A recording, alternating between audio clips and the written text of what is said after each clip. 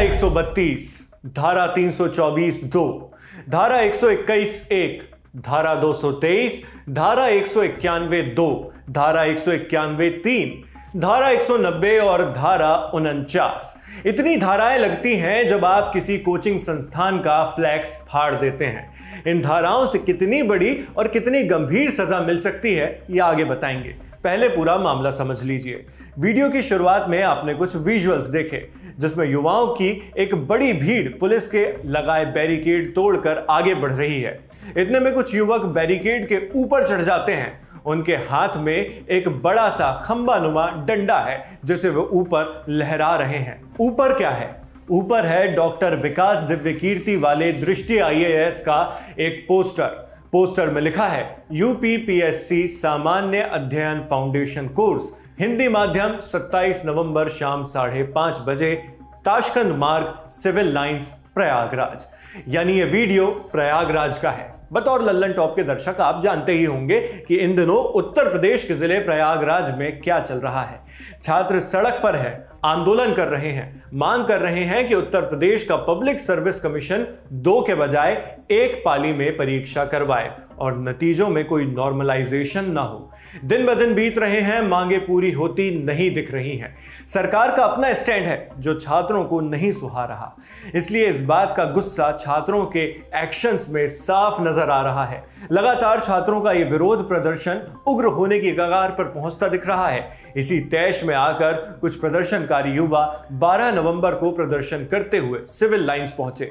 यहां पर उत्तर प्रदेश लोक सेवा आयोग का गेट नंबर 2 मौजूद है और यहीं पर एक खंबे पर दृष्टि IAS का प्रचार बोर्ड भी लगा हुआ था।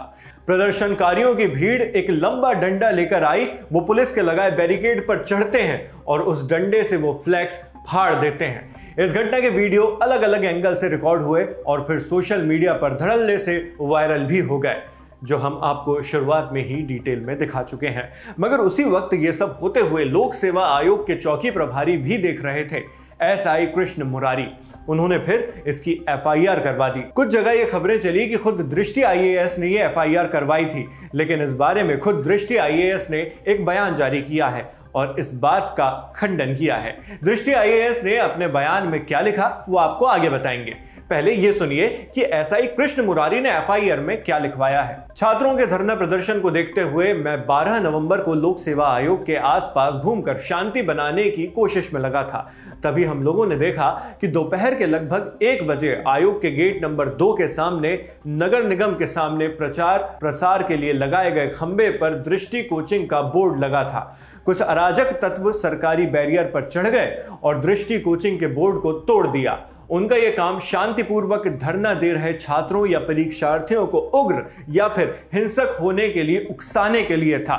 उस वक्त इलाके में BNS की धारा 163 भी लागू थी। FIR में आगे कहा जाता है, पूरी घटना का वीडियो देखने के बाद अराजक तत्वों की पहचान क्रमशः अभिषेक शुक्ला और राघवेंद्र के रूप में हुई है। इनके अलावा 10 अन्य व्यक्तियों की पहचान अभी होनी बाकी है। यह FIR प्रयागराज कमिश्नरेट के सिविल लाइंस थाने में रजिस्टर की गई है। इस FIR में आरोपियों पर भारतीय न्याय संहिता यानी BNS की 8 धाराओं और लोक संपत्ति क्षति निवारण अधिनियम की धारा 3 और धारा 5 के तहत मामला दर्ज किया गया है। अब इन धाराओं के बारे में आपको बताते हैं, कौन सी धारा किन आरोपों पर लगती है और उनसे कौन सी सजाएं हो सकती हैं। BNS की धारा 132 पब्लिक सर्वेंट को उसके ड्यूटी करने से रोकने के लिए उस पर हमला या आपराधिक बल का प्रयोग। इसमें क्या सजा हो सकती है?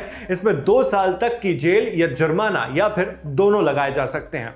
BNS की धारा 324(2 जो भी शरारत करता है उसे 6 महीने तक की जेल या जुर्माना या फिर दोनों लगाए जा सकते हैं। BNS की धारा 121(1 एक पब्लिक सर्वेंट को उसकी जिम्मेदारी से डराकर रोकने के लिए स्वेच्छा से चोट पहुंचाना, सजा 5 सालों तक की जेल या जुर्माना या फिर दोनों। BNS की धारा 223 पब्लिक सर्वेंट के लागू किए गए आदेश का उल्लंघन। इसमें क्या सजा हो सकती है? कम गंभीर जुर्म होने पर 6 महीने तक की सजा या फिर 2500 रुपए जुर्माना या दोनों। ज्यादा गंभीर मामला हुआ तो 1 साल तक की जेल या फिर 5,000 तक का जुर्माना या दोनों। बीएनएस की धारा 191(2) जो भी दंगा करते पाया जाता है उसे 2 साल तक की जेल या जुर्माना या फिर दोनों मिल सकते हैं। बीएनएस की धारा 191(3) दंगे का दोषी जो जानलेवा हथियार का इस्तेमाल करता है या किसी भी ऐसी चीज का इस्तेमाल करता है जो हथियार के रूप में इस्तेमाल की जा सके जिससे किसी की मौत हो सकती है, सजा उसे 5 साल तक की जेल या फिर जुर्माना या दोनों दिए जा सकते हैं। बीएनएस की धारा 190 अनलॉफुल असेंबली यानी गैर कानूनी सभा करना या उसका हिस्सा बनना। बीएनएस की धारा 49 अपराध के लिए उकसाना और जिस अपराध के लिए उकसाया गया हो वो कर दिया गया है। अब अगर कोर्ट में पुलिस ये सिद्ध कर पाती है कि आरोपियों ने सच में ये सारे अपराध किए हैं जिनके आरोप उन पर इस एफआईआर में लगाए गए हैं, तो सोचिए किस हद तक सजा भुगतनी पड़ सकती है उन युवा छात्रों को। यहां यह बात जरूर कही जानी चाहिए कि प्रदर्शन के दौरान हम में कितना भी गुस्सा भरा हो मगर हमें कोई ऐसा काम नहीं करना चाहिए जिससे किसी को भी खतरा हो। लेकिन वहीं पुलिस के रुख पर भी सवाल खड़े होते हैं। पुलिस ने इतनी बड़ी बड़ी गंभीर धाराएं उन युवाओं पर लगा दी हैं जितनी किसी बहुत संगीन आपराधिक मामलों में भी कई बार देखने को नहीं मिलती। पुलिस ने ऐसा क्यों किया समझ से परे है। वो छात्र जो सरकारी सेवाओं में जाने की तमन्ना लिए बैठे थे, ऐसे आपराधिक मामले दर्ज होने के बाद उनके भविष्य का क्या होगा ये उन छात्रों को भी सोचना होगा और अब प्रशासन को भी। इस एफआईआर को लेकर दृष्टि आईएएस ने एक्स पर एक पोस्ट लिखी। ये पोस्ट एक न्यूज चैनल की पोस्ट के रिप्लाई में लिखी गई थी। उस चैनल का नाम लेकर दृष्टि आईएएस ने कहा, हम झूठी खबर छापे जाने का विरोध करते हैं। हमारी लीगल टीम इसके खिलाफ कानूनी नोटिस भेज रही है। संस्था का होर्डिंग फाड़े जाने की शिकायत हमने नहीं की थी। यह कार्रवाई पुलिस ने स्वतः संज्ञान लेकर की है। एफआईआर पढ़कर कोई भी यह बात समझ सकता है। टीम दृष्टि छात्रों की मांग और अहिंसक सत्याग्रह का सम्मान करती है। हम किसी भी हालत में किसी विद्यार्थी के खिलाफ एफआईआर या कानूनी कार्रवाई की बात सोच भी नहीं सकते। सभी पक्षों से गुजारिश है कि अफवाहों पर यकीन करने की बजाय तथ्यों पर ध्यान दें। यानी दृष्टि आईएएस ने साफ कह दिया है कि इस एफआईआर में हमारा कोई इन्वॉल्वमेंट नहीं है। इस मामले पर और प्रयागराज में चल रहे विरोध प्रदर्शन पर आगे भी जो अपडेट्स आएंगे वो हम आप तक इसी तरह पहुंचाते रहेंगे। इसके अलावा ग्राउंड पर भी लल्लन टॉप की टीम मौजूद है जो आप तक इससे जुड़ी रिपोर्ट्स लगातार पहुंचा रही है। मेरा नाम है शेख नावेद, कैमरे पर मेरे साथी हैं जतिन और जिन साथी ने इस वीडियो को एडिट किया उनका नाम भी आप डिस्क्रिप्शन बॉक्स में देख सकते हैं। देखते रहिए दी लल्लन टॉप। शुक्रिया।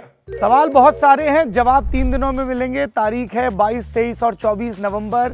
जगह है दिल्ली का मेजर ध्यानचंद स्टेडियम और मौका है लल्लन टॉप के सालाना जलसे का यानी लल्लन टॉप अड्डे का। पर सवाल क्या है? दिलरुबा इतनी हसीन क्यों है? मम्मी कैसी हैं? ब्राउन रंग किसने लिखा और गाड़े कहाँ थे? आइए और देश और दुनिया की नामचीन हस्तियों से मिलिए, उनसे अपने हिस्से के सवाल पूछिए और कहकहों में और ज्ञान की रोशनी में सराबोर हो जाइए, क्योंकि ये है लल्लन टॉप का सालाना अड्डा। और इस अड्डे का हिस्सा बनने के लिए आपको करना होगा रजिस्ट्रेशन thelallanTop.com पर जाकर या डिस्क्रिप्शन में दिए लिंक पर। 499 रुपये मात्र में 3 दिनों का पास आपके लिए उपलब्ध हो जाएगा और फिर होगी भरपूर मौज, क्योंकि नाम है हमारा लल्लन टॉप।